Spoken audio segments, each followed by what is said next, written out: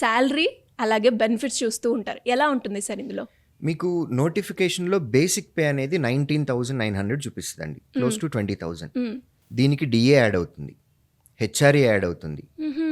DA and HRA add అయ్యి ఇది 40,000 నెంబర్కి వస్తుంది.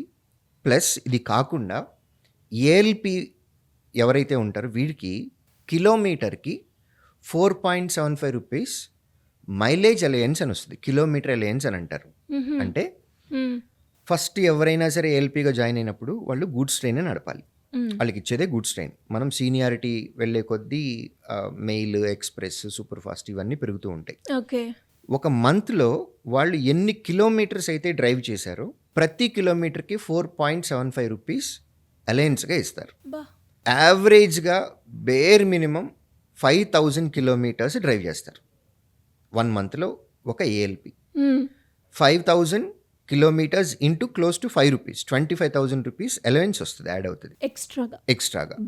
ఇవి కాకుండా మిగిలిన అలవెన్సెస్ అన్నీ కలిపి ఏఎల్పిగా ఫస్ట్ జాయిన్ అయినటువంటి క్యాండిడేట్కి బిట్వీన్ 70,000 to 80,000 రూపీస్ వస్తుంది first month salary. 70,000 to 80,000 rupees. ఇవి కాకుండా పర్సనల్ బెనిఫిట్స్ ఉంటాయి. ఫ్యామిలీ మొత్తానికి కూడా హెల్త్ కార్డ్స్ ఉంటాయండి, ఇన్సూరెన్స్.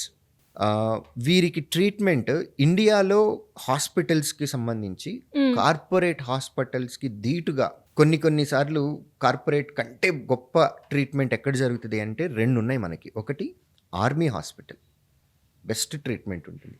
రైల్వే హాస్పిటల్, ఇవి 2 చాలా మంచి హాస్పిటల్స్. వీళ్ళకి ట్రీట్మెంట్ జరుగుతుంది. తర్వాత పిల్లలు ఉన్నారు అని అనుకోండి, 2 kids, మ్యాక్సిమమ్ ఆఫ్ 2 kidsకి ప్రతి కిడ్కి yearly school fees close to 34,000 rupees ఇస్తారు, school fee yearly once.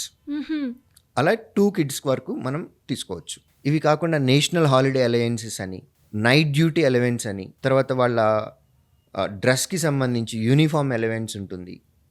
So వీరు ఎప్పుడైనా ట్రావెల్ చేసి ఒక డెస్టినేషన్కి వెళ్ళినప్పుడు అక్కడ రెస్ట్ రూమ్ తీసుకోవడానికి వాళ్ళకి ఒక రూమ్స్ ఇస్తారు.